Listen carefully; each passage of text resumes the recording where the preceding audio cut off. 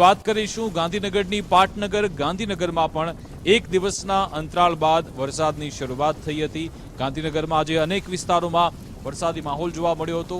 અલગ અલગ વિસ્તારમાં આજે સારો વરસાદ વરસ્યો। ગાંધીનગરમાં શહેરી વિસ્તારો કે પછી ગ્રામ્ય પંથક ચારે બાજુ આજે મેઘાવી માહોલ જોવા મળ્યો હતો। એક દિવસના વિરામ બાદ ગાંધીનગરમાં આજે ફરી એકવાર વરસાદની શરૂઆત થઈ। ગાંધીનગરમાં વિરામ બાદ વરસાદનું આગમન થતાં અહીંયા વાતાવરણમાં ઠંડક પ્રસરી છે।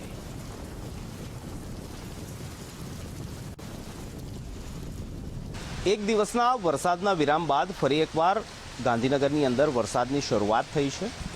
આપ જોવો છો તે પ્રકારે હળવો વરસાદ જે છે તે સમગ્ર ગાંધીનગરના અલગ અલગ સેક્ટરો આસપાસના ગ્રામીણ વિસ્તારોની અંદર વરસી રહ્યો છે અને હવામાન વિભાગે પણ આજના દિવસે ઉત્તર ગુજરાત સહિતના વિસ્તારોની અંદર ભારેથી હળવા ભારે વરસાદની આગાહી જે છે તે કરવામાં આવી છે અને આ આગાહી અનુસાર રાજ્યના પાટનગર ગાંધીનગરની અંદર પણ વરસાદની શરૂઆત થઈ છે।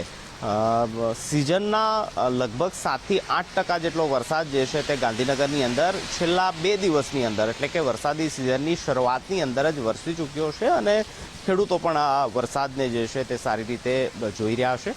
હવામાન વિભાગ અનુસાર આગામી 24 કલાક સુધી રાજ્યના અલગ અલગ ભાગોની અંદર અને ખાસ કરી ઉત્તર ગુજરાત સહિતના વિસ્તારોની અંદર હળવાથી ભારે વરસાદ જે છે તે અલગ અલગ વિસ્તારોની અંદર વરસી શકે છે અને તે જ પ્રકારે બપોર બાદ ગાંધીનગરની અંદર પણ કાળા ડિબાંગ વાદળો સાથે આ વરસાદની શરૂઆત જે છે તે થઈ છે। અલબત્ત ભારે વરસાદ નથી, હળવો વરસાદ છે અને તેને લઈને ખેડૂતો પણ આ વરસાદને જે છે તે આવકારી રહ્યા છે, તેઓ પણ ખુશખુશાલ છે અને આગામી 24 કલાક દરમિયાન રાજ્યના અલગ અલગ ભાગોની અંદર પણ આ જ પ્રકારનો વરસાદ જે છે તે વરસી શકે તે પ્રકારની હવામાન વિભાગે આગાહી વ્યક્ત કરી છે।